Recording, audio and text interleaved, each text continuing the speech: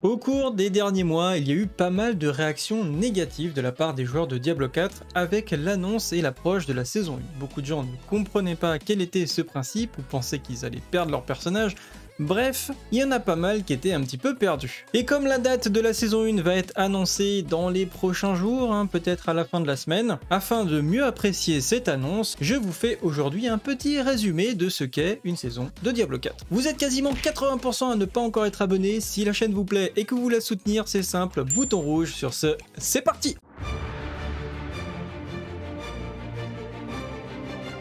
Alors, c'est quoi une saison de Diablo 4? Est-ce que c'est si terrible que ça? Alors déjà, pour commencer, vous pouvez continuer au jeu, tout simplement, et ignorer complètement la saison si vous le souhaitez. Et oui, c'est pas un contenu obligatoire, c'est vraiment quelque chose en plus, et encore, Blizzard a fait des concessions, puisque normalement, il y aurait certains objets qui n'auraient été limités que à la saison, puis après basculer dans le Royaume Éternel. Le Royaume Éternel, pour information, c'est là où on joue actuellement. Eh bien, ils ont décidé de quand même rendre accessible les objets qui étaient censés être exclusifs pendant une certaine période de temps, de les mettre également dans le Royaume Éternel. Donc du coup, vous pouvez tout à fait continuer à jouer les personnages que vous jouez aujourd'hui et continuer de les optimiser, etc. Donc ça, je pense qu'il a été important de le préciser. Voilà, si vous ne souhaitez pas jouer la saison, bon, eh bien vous pouvez continuer à jouer tranquillement. Ensuite, ça sera donc une bonne opportunité de se lancer dans le jeu, parce que du coup, vous serez au même niveau que les autres joueurs. Quand la saison va sortir, vous pouvez vous lancer dans le jeu comme si c'était là pour la première fois et vous serez qu'avec des personnes qui sont niveau 1 comme vous, en tout cas le jour du lancement. Également, la saison est gratuite du moment que vous possédez le jeu, évidemment. Et également, dans les saisons, tous les objets que vous avez acquis dans le Royaume Éternel, donc que vous avez acquis aujourd'hui, vous ne pourrez pas les transférer avec vous dans le système de saison. Le but, c'est justement de partir à zéro à équité avec tout le monde.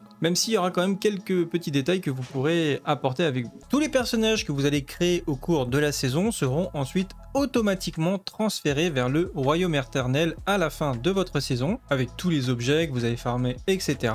Et pour rappel, la saison dure donc 3 mois et vous aurez un rythme a priori de 4 saisons par année.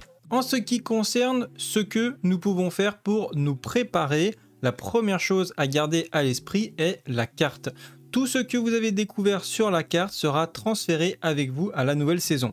Et comme quand vous découvrez de la carte, eh bien vous débloquez pas mal de points de renom, et donc ça veut dire que si vous débloquez toute la carte un peu avant la saison, eh bien vous allez débloquer pas mal de renommées, en plus de vous aider énormément dans la découverte et l'avancement de la progression du coup sur la carte. Les hôtels de Lilith seront également transférés avec vous, y compris toutes les statistiques évidemment qui y sont associées, et donc je vous conseille donc fortement de le faire. Si vous faites un run optimisé, ça prend environ 3 heures. Même si j'attends vraiment encore une confirmation, c'était pas non plus hyper clair dans la dernière interview, mais d'après ce que j'ai compris, la campagne devrait être débloquée, donc il devrait être possible de monter bien plus rapidement les niveaux.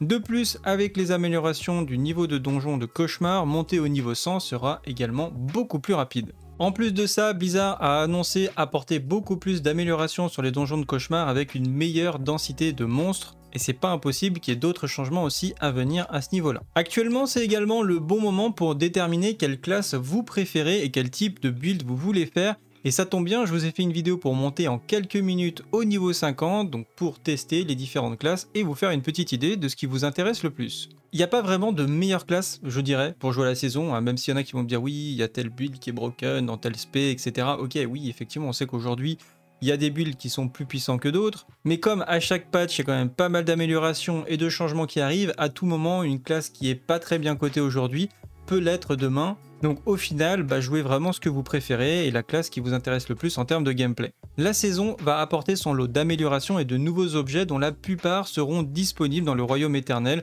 Ça a été changé donc récemment comme je l'ai dit tout à l'heure. Des nouveaux objets cosmétiques seront disponibles uniquement sur la saison, dont beaucoup seront sûrement débloquables via le Battle Pass qui aura plusieurs niveaux. Vous avez un niveau gratuit, le premier, le standard. Pour tous les joueurs, il offrira des objets limités, mais les joueurs pourront quand même progresser à travers 27 niveaux. Le niveau Premium, c'est le premier niveau payant, il coûtera environ 10 $ et aura 63 niveaux à franchir. Et le niveau accéléré, c'est l'option la plus chère, autour de 25 $. Il comportera donc tout le contenu exclusif. De plus, vous débloquerez directement 20 niveaux du pass de combat. et un objet cosmétique unique. Il devrait y avoir des bonus de puissance, comme par exemple de l'XP augmenté, mais qui auront également une limitation de niveau, donc qui ne devraient pas être débloqués plus rapidement via le pass de combat qui est payant. En tout cas, d'après les annonces de Blizzard, cela reste à tester. Blizzard n'a pas annoncé de système de classement pour la saison 1, il était prévu pour la saison 2, nous verrons dans les prochaines interviews s'ils ont changé d'avis à ce niveau-là. On a l'ajout de l'activité périple qui a été confirmée, c'est une sorte de journal d'activité lié à chaque saison, la liste des différents objectifs et défis spécifiques est à remplir. Le système de saison est également le moment pour Blizzard d'ajouter du nouveau contenu important au jeu comme une suite de campagnes principales,